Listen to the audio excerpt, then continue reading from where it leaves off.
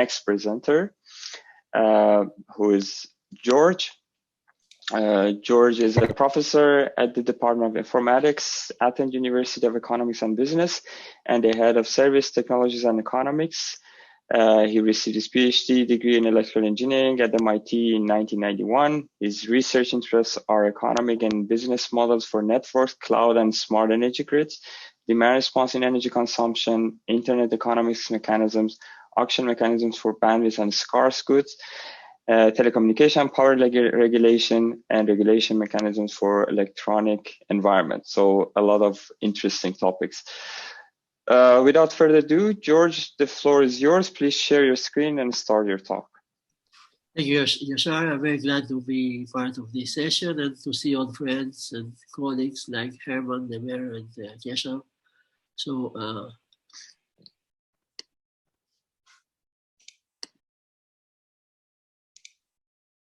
how much time do I have?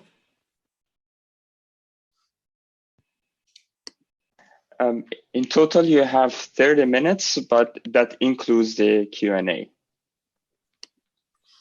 Okay. So, can you see my screen, please? Yes. Okay. Thank you, Yashar. So, this is joint work with Angeliki Anastopoulou, who just finished her PhD under the supervision of my colleague Iordanis, Koutsopoulos, and myself in Athens University of Economics and Business. So I'm going to talk about efficient peer-to-peer energy trading mechanisms with unreliable prosumers.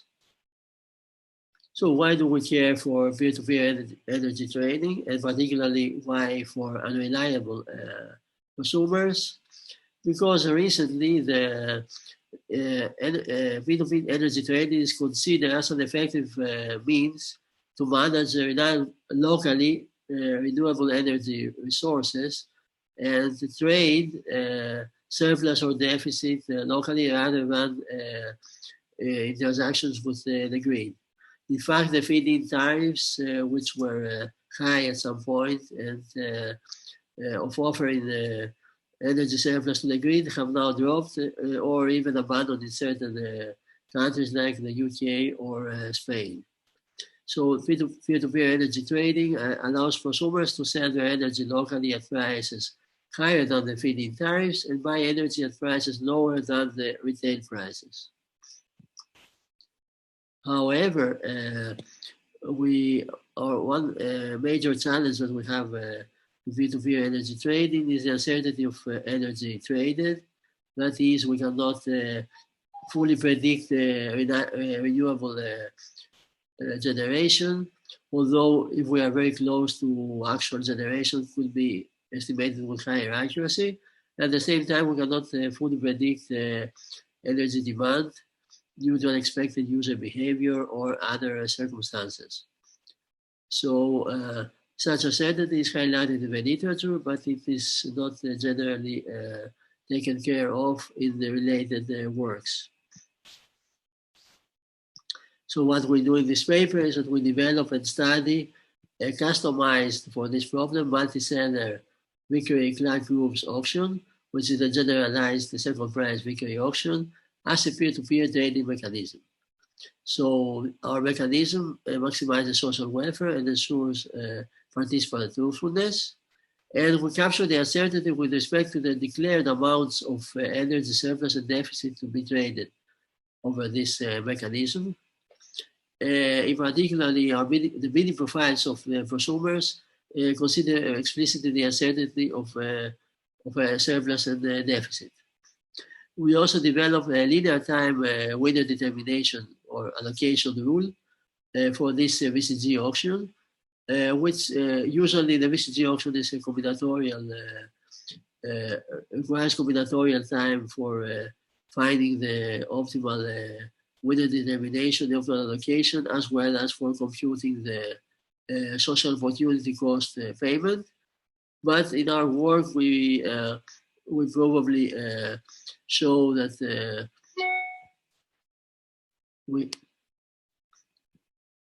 sorry about that. We probably show that in linear time we can find the optimal allocation and also compute the VCG payments. We also established closed form expressions for the individual P2P prices for each of the energy units traded. And in fact, we have a multi-seller VCG auction, and it's the first time, to the best of our knowledge, where the total VCG payment of a winning buyer is has to be shared among multiple sellers in a way that is fair and meaningful. Here I present some related work. I don't want to spend much time on this. So there is a paper by Gonani and Ray about uncertainty in the procurement auction, where we have two suppliers, a high and a low quality. Also, regarding peer-to-peer energy trading, there's a double auction mechanism which has been studied in at least two articles we are aware of, and we will treat this such a double auction as, let's say, a benchmark to compare it with our mechanism.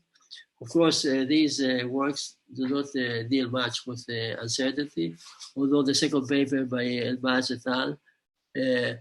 Has a probabilistic model, but does not specify what happens if a seller does not actually deliver a good that is promised, but was not certain, and thus at the end is not really delivered. In this figure, we see a complete overview of our mechanism. In particular, we have prosumers who alternate between being sellers and buyers. Now, in this snapshot, we have these two prosumers, S1, S2, who are behaving as sellers in this particular time slot. And we have two buyers, B1 and B2. Now, each of the buyers requires 2 units of energy deficit. So, and buyer 1 knows that he will need the first unit with probability 0.95 and the second one with probability 0.91. Similarly, we can interpret these two numbers for buyer 2. By the same token, seller 2 only offers 1 uncertain unit of surplus. So, and he knows that this unit will be actually delivered with probability 0.79. Sorry. So our mechanism matches and buyer B2 will buy the first unit of seller S1, and buyer B1 will buy his 2 units of deficit, one from seller S1 and the second from seller S2. We compute the total VCG payment according to the social opportunity cost rule, and then we also allocate a payment for S1 and another payment for S2. That is, we split this total VCG payment among the 2 buyers. We start with the simplest version of our model. So we have, as we said, buyers and sellers, and each one has a reliable supply if we're going for about the seller, and unreliable demand if we're talking about the buyer. The basic version of the mechanism, we have a single seller who offers 1 unreliable unit of energy surplus in the market with reliability probability RS. So now this is a parameter which is supposed to be verified by the system, by, let's say, certification on the basis of past history, and it's not a parameter declared by the seller himself, because he has an incentive to misreport. Now, each buyer foresees to have 1 unit of energy deficit and a reliability probability RD sub I, which is customized. So, and of course, he can cover this unit of deficit by, purchasing directly this unit from the grid at price P retail. So this is why, if indeed he has this unit of deficit, the value of the unit to be purchased is P retail, although the utility of this unit may be higher, but he has an alternative to buy this unit by paying only P retail. So if indeed this unreliable unit is produced by the seller and required by the buyer, then this is the value of the buyer, the product of the two probabilities times the price P retail. And we also have some other cases. One is that the unit is indeed required, but is not actually produced, in which case the buyer will have to pay also in the grid to buy this, again, by paying fair retail. And the other case is where the unit is actually produced, but it's not required by the buyer after the realization of the uncertain events, in which case you can sell it to the grid and earn fee fit. The seller has the incentive to participate in the market if she receives a payment which exceeds fee fit, but whenever his surplus unit is actually produced, which means that she should have an expected payoff greater than or equal RS times fee fit. So we assume that to ensure incentive compatibility, we run a VQA auction, which maximizes social welfare. That is, the single unit will be allocated to the buyer that wishes this unit the most. And so, as we said, the liability probability is announced, but is to be verified also. And we assume that the bid, since we have truthful bidding, by definition, the VQA auction, we assume that the bid of seller of buyer I, VI equals to valuation VI given in the previous slide. So the highest bid wins and pays a price equals to the highest losing bid. Now, regarding the net benefit of the seller has the incentive to participate. That is, he will have a payment which on the average is greater than or equal RS times fee fit under certain assumptions on the parameters involved. Whereas we can also compute the net benefit of the buyer as well, and we can and I will explain now what this means. Let me just explain also that we use the term net benefit of the seller, which is the difference of the payment he will actually receive minus this RS times fee fit, in the sense that this amount is guaranteed if the seller goes actually to sell his uncertain unit of deficit to the grid. So in this case, if we are to calculate the expected net benefit of the winning buyer, we can compute his valuation for the unit, which, as we said before, is the probability of actually requiring this deficit times the retail price, minus the payments, which are those that we explained before in the two cases where one of the surplus is realized but the deficit is not realized, and vice versa, and minus, of course, the highest losing bid, which is the VQA payment. So, and we can compute that this net benefit actually turns to be non-negative, which means that all the winning buyer has an incentive to participate in the mechanism. Now we have proceeded with several extensions of this mechanism. One is to one seller offering multiple units of uncertain surplus and multiple buyers wishing to cover multiple units of energy deficit. This was really kind of straightforward extension, and the optimal solution is achieved again by means of mechanism allocation. The truth is, of course, buyer's dominant bidding strategy. Now, when we have here, when we have multiple sellers and multiple buyers, then we have to produce a bidding profile of each of the buyers, which has the form of a table. And actually we have the elements BI with superscript LK of the table are the buyer's willingness to pay to buy seller's kth unit of energy surplus to cover her own nth unit of deficit. And we can come up with formulas similar to those that we have in the simple case. Now, based on monotonicity properties, as said before, we can establish a real-time procedure for finding the optimal winner determination, that is the optimal allocation of which unit, unreliable unit, is sold to which buyer. And actually, it turns out that most reliable surplus units are allocated to buyers with the most reliable units of energy deficit, which is also a very nice property. As I said, since we have multiple sellers, first we compute also the total VCG payment per buyer, but it may happen that each buyer has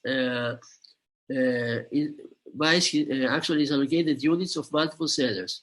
In this case, we have to split, to allocate the total VCG payment among the sellers in a meaningful way. So what we do is that we take into account the reserve price RS times P feet for each of the sellers and for the unit actually sold, and then the remaining we subtract this from the VCG payment, and then we allocate proportionally the rest of the VCG payment among these two sellers. And as to the best of our knowledge, this way of actually having to split the VCG payment among multiple sellers, and also the rule by which we do it is new, the literature. So overall, our mechanisms indeed the peer-to-peer energy trading, and we have a matching of uncertain supply and uncertain demand locally with particular pricing scheme for each individual energy unit traded. And now we are going to present some numerical results by comparing the net benefit acquired by the prosumers according to our mechanism to that under double auction. In the double auction, we have made some adaptations in order to take into account the uncertainty in the declared amount of energy surplus. And we have also assumed that if we have bids and asks, we rank them in decreasing and increasing order, in decreasing and increasing order respectively. And if C is the break-even prosumer index, then we have the average pricing rule, whereby this amount of money, that is the bid and the ask for the break-even prosumer, the average of those two is a uniform peer-to-peer price for all units traded. This mechanism is individually rational, so we have there's no waste, there's no loss by trading buyers and sellers. All monetary transfers are made between them, so the strong budget band as well. It's economic efficient, but it's not truthful, because by the break-even prosumer, and that is all prosumers actually have an incentive to misreport in order to manipulate the average price computed. For simplicity, we assume that the prosumers in the double auctions are truthful as well, to make some comparisons. And I will show you, I will skip this slide for the sake of time. And now we see, we assume that we have prosumers alternating between being sellers and being buyers. We have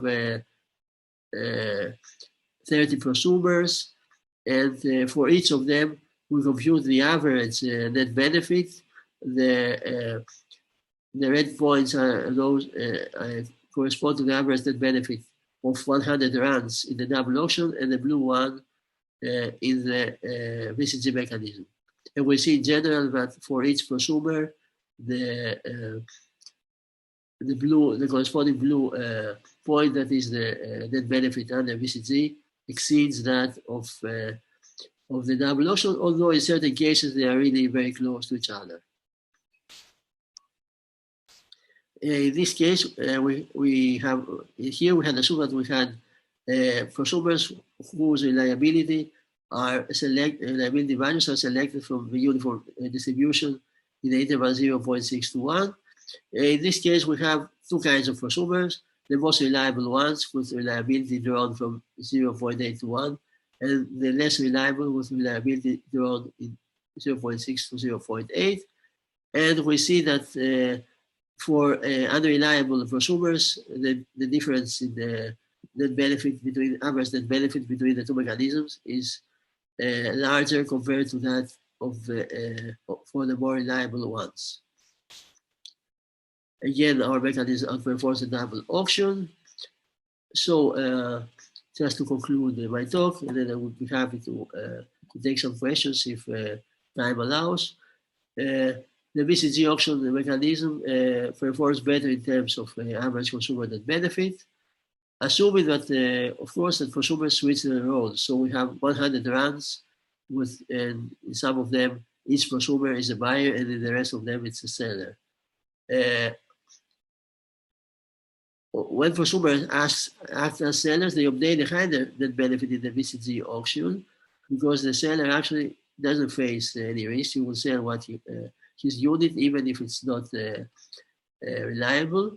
And when they are buyers, consumers are slightly better off in the double auction because they don't face any risk. They don't buy unreliable units.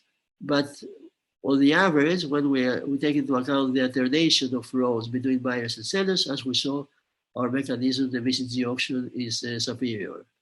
And we have also run some numerical experiments, assuming that consumers misreport the valuation in double auctions, but even if in this case they would not exceed the net benefit they would gain, the same consumers would gain under the BCG auction. So I think I will stop here.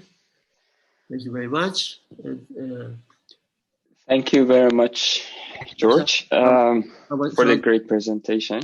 How did I do in terms of time? It was perfect. We have a few minutes for questions, and I see that there are a lot of questions. So I'll start with the order that the questions were posed, and I would like to ask Saber to start, but please ask only one question so that anyone has a chance to at least ask one question, and if you have more time, I will get back to you, Saber, again for your second question. Yeah, so, thanks, Yashar. Yeah, actually, I would quickly ask the question. Thank you, George, for a nice presentation. I was wondering, this is like a more pricing and allocation, what you have proposed here. I was wondering, how do you match the prosumers? And I would say, as much as I could understood, there were no matching algorithms. So how they find each other to be like start trading? Yes. Look, in a simple case where we have one unit, one reliable unit sold, the winner of the matching comes from the winner of the auction. So there is a single seller, and we have multiple competing buyers, and the single seller is matched to the winner of the auction. So in the case where we have the multiple buyers and multiple sellers, and actually we have multiple units of surplus and deficit possibly for each of them, then we work one by one. So what we on a per unit basis. So let's say we first sell the most reliable unit to one of the buyers, and then we delete this unit from the market, and then it's like rerunning the auction for the rest of the units by eliminating the bid of the winner of the previous unit, and then we do this again and again. So it's on a per unit basis rather than on a pair-wise basis between buyer and seller. So the matching comes as a result of this process where we work on each unit one by one and find which bid of the buyers will be winning each of the units in decreasing order of reliability. Yeah, it comes some other questions, but I would keep the left the floor for the others. Yeah. Yes. Thank Was my you, answer Saber. clear, Saber? Actually, I have more questions to make it clear for myself. So I don't want to like take the time of the others, so we can talk offline. Yes, I would be very glad to. So. Okay, thank you very much, Saber. So the next one is Paul. Paul, if you can unmute yourself. Yeah, thanks, George, for the nice talk. I have a short question considering VCG mechanisms, and typically they're considered to be vulnerable to shill bits, like the forming of coalitions of some players who make the situation on the auction seem different than it actually is. So while it's incentive efficient and so incentive compatible and efficient, there's this issue, and I'm wondering whether this is here the case as well, and if yes, how did you respect it? Look, we haven't, very nice point, we haven't really looked at the issue. For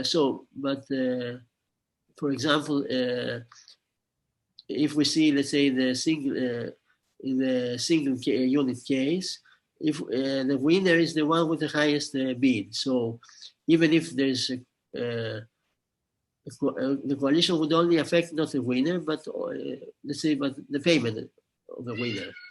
So, but we haven't looked more than let's say, neither discussed this in the paper.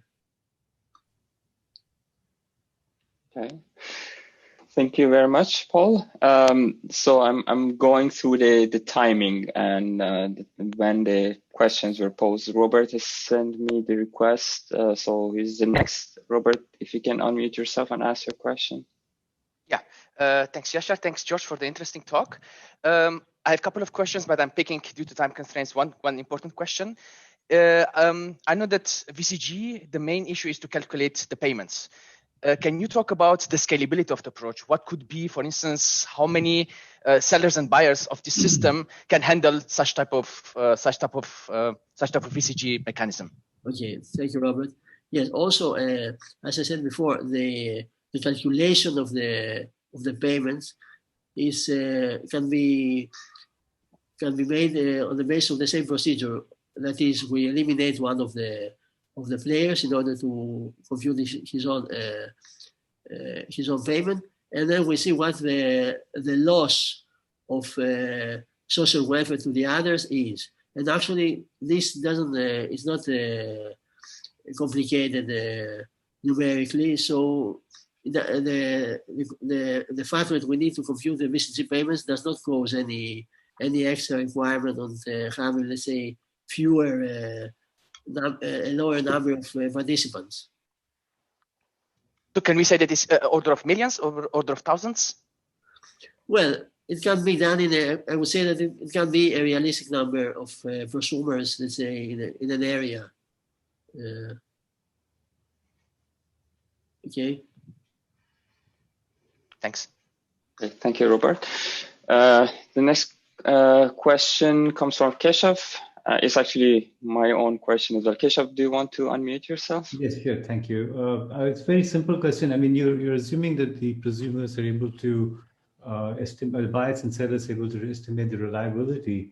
But how does one actually do that in practice? Yes, actually, this when a prosumer is a buyer, he knows from past experience whether he will actually. Let's say the percentage of times that he actually needed one or multiple units of deficit, and he had to buy from peer-to-peer mechanism. The same applies for the seller, but there's a difference that the parameter of the seller has to be known to the buyers. So in order to take this into account, we assume that there is, let's say, a central application where it's... sorry to interrupt, but I mean, you're a consumer. Do you know what your reliability of purchase is going to be for do you even know how much energy you're going to consume tomorrow? I don't. I have no idea what I'm going to consume tomorrow. If my daughter visits, I'll consume more. If she doesn't visit, I'll consume less. How do I know? That's why it's uncertain. It's And great. on the basis of past history. No, but past history is not enough because it all depends on whether it's going to be cloudy tomorrow or not, whether the solar panel is producing energy, whether they have visitors or not. There is not enough prior information to estimate reliability with a single number. I don't think. I mean, I don't know how you do it, but I can't. Look, we assume that there is a way to compute these reliability parameters. So, as you said, the more information I take into account, the more accurate these calculations will be. For example, if it's a cloudy day, I can take into account the fast information only from cloudy days, if I know it's going to be a cloudy day, and make more accurate estimations of the again uncertain values of the reliabilities. I think your method will require far more intelligent people than me anyway, but I'll stop with that. Okay, thank you very much, Keshav. And yeah, on a final note, George, I also have doubts that how you do it, but we will take it offline. But to me, this reliability measurement would differ from how you measure your own reliability, and that would be very event-based, as Keshav mentioned, and also how other people measure your reliability. But it is a very interesting topic, so let's take it offline. Thank you again, George, for the very interesting talk and presentation. Big applaud to you, and for the interest of time, let's move on